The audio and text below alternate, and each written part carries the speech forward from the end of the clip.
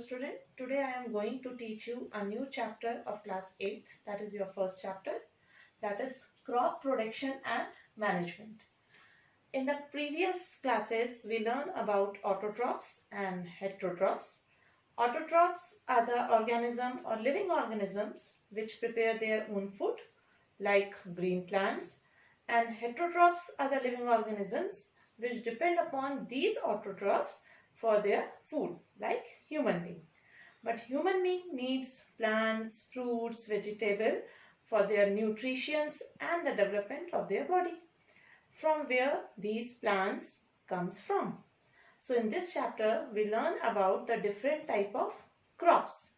So the crops, first one, the crops when the plants of the same type are grown on a large scale, same type of plant, same type grown on large scale, that is called crop. For example, if a wheat plants grow on a large scale, on a large ground, then it becomes a wheat crop. If a rice plants are grown on a large scale, that it become a rice crop. Similarly, if a mango tree are grown on a large scales, they are become a mango crops. So crops are many type: vegetable crops, fruit crops, wheat crops, rice crops. Different type of crops are there. But every crops we can't get in the same season. Every crops can be grown in a different season. So those crops which are, so there are different type of crops. Some are kharif crops, some are rabi crops. So kharif crops are the crops that are grown on the rainy season, like rice, that is also called paddy because it needs lots of water, and the rabi crops which are grown on the summer season. They do not require much water. So different type of crops are grown on different season. Now, if you need a good production of the crop, it is not like that you are just digging up the hole and put the seed and the plant start growing. We need a proper practice. So for the basic practices, starting practices for the crop productions are, first one, you need to prepare the soil. Soil need to be prepared. Now, how you will prepare the soil? First, soil should be plowed properly or tilled properly. Plow or tilling the soil. What will happen if you plow and till the soil properly? It will loosen the soil so that the air can get inside the soil.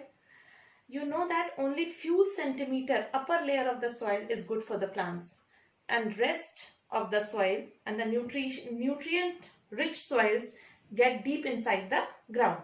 So after plowing or tilling, we can turn the soil so the nutrient rich soils comes up and the soil which has loosened the nutrients go down. Plowing and tilling also helps some of the microbes and earthworm to grow better inside the soil, which are the friends of the farmers. So they also add humus. Humus is a good for the plants to the soil. After plowing, tilling, we need to level the soil. As big chambs, C-H-A-M-B-S, chambs of the soil, we need to be flatten it. We need a level of the soil. हमें soil बिल्कुल leveling में चाहिए. बड़े बड़े जो मिट्टी के टुकड़े होते हैं वो हमें मिट्टी में नहीं चाहिए. तो then we have to level the soil. This is all comes in the soil preparation. First you need to plow or tilling, turning up the soil, level the soil. Now for a better condition of the soil, we need to add manure or fertilizer as needed by the plant. So the soil become more fertile. This soil has been prepared. Now we need to choose the seed. Seed should be good quality. It should be taken from the good quality of plants. For example, if you are going to do the wheat crops, we are going to grow the wheat crops. Wheat seed should be of good quality. It should be free from any type of diseases like fungus, etc. should not be there. So we need to choose the good quality of the seed. Now seed chosen. Seed should be sown on a proper depth. Proper depth is needed for the seed should be sown. If like that we scatter the seed on the ground, some birds will be eaten it up.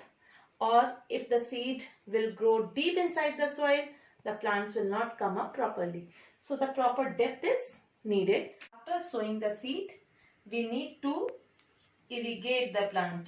What is the meaning of irrigation? Irrigation means watering the plant. Water the plant. Plants को पानी देना. That is the most important thing we need with the crops. Water the crops properly. Now crops start growing and it is fully developed. Then what we need to do? Then we need to harvest it. Harvest means cut the crops at their proper time. Kharif crops are to be harvested at different time. Rabi crops are to be harvested at different time. Crops are harvested. In harvestation we need lots of things like thrashing, remove the upper layer of the wheat, then winnowing. Winnowing means removing of chaff from the rice or the wheat. Different type, and these all things we will do with the different type of equipments. That everything what we are learning right now, I am going to show you with the next PowerPoint presentation. So after harvesting, we need to store the crop, store the harvested crop. These all till 5 are the basic practices of crop production. We need to go one by one. Now, as a student, I am going to explain everything in the PowerPoint presentation. This is your first chapter, introduction, crop management and production. Management, as we know that all living organisms like green plants, that is called autotrophs, and animals need food for the survival. So the green plants prepare their own food by the process of photosynthesis, and animals obtain their food directly or indirectly from plant. So now the question comes, what about humans? Where do humans get their food from? And how do they meet their daily requirements? So humans get their food from the plants because the humans are heterotrophs, and humans grow plants and rear animals to meet their daily requirement. But since the population is increasing day by day, their food requirement is also increasing. So for all the purpose to be suffice, humans depend upon agriculture that make possible to sustain a huge population at one time. Now we are going to start with agriculture practices, how we can improve our agriculture. So first is, what are crops? Crops are the plants, as we discussed earlier, same kind that are grown on a large scale to get useful product and to meet nutritional need in an area by a man. The plants which are grown at home on a small scale or area are not said to be a crops. Means if you are growing something in your pot, in a small pots, that is not considered as a crop. If that plants are grown on a large field, you can say sunflower plants are grown on a large field, then it is called sunflower crops. So different types of crops are, some are cereal crops like wheat, rice, all dal, pulses, everything. Then vegetables crops and fruit crops. Now I said earlier that crops cannot be grown at the same season. So Kharif crops are grown on monsoon. Z is a summer crop, that is might be not in your books. Rabi crops are the winter crops. So monsoon crops planted in June is our rainy season, and harvested in October. So these rice, maize, cotton, groundnuts are Kharif crops. Rabi, that is winter crops, planted in November and harvested in April. Like example, wheat, pea, barley and gram. And some are summer crops, means they are planted in March and harvested in June. Basically everything is done in summer. The watermelon, cucumber are the called summer crops. Now basic practices. First is how to prepare the soil. Next is how to sow the seeds. Then we add manure and fertilizers. Then we need watering the plants is called irrigation. Weeding, remove the unwanted plant from the crops. Harvest it, cut the crops. Then harvesting, threshing, winnowing, lots of method will be come afterward. And then how to store the crops. Now first is how to prepare the soil. Soil can be prepared by plowing. It is defined turning and loosening of the soil. What is the advantage? Why we do plowing? Because it helps the soil to be loosened so that the air can pass through it, and it helpful for removing unwanted plants. It also helpful mixing and upturning of soil for destroying harmful organisms. Why the leveling is important? Because after plowing certain lumps are left. That leveling helps in breaking of big lumps of soil. It is done by a leveler. After leveling, we need to add manure. It is defined as mixing of soil with a manure. It is helpful for increasing soil fertility. Now plow. Plow is a wooden instrument like this. You can see a man with a two bull and having a wooden plank on the bull's neck. It is made up of wood and drawn by a pair of bull on any other animal. It is used for loosening and turning up the soil. Next is hoe. It is a long rod of wood, a strong broad plate of iron like this, जिसको हिंदी में हम फावड़ा भी बोलते हैं, and it is used to loosen the soil.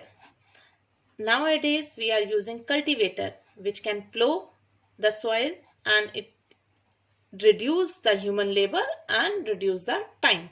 So it saves time and labor. So cultivator is used for the soil preparation. Next is how to sow the seeds.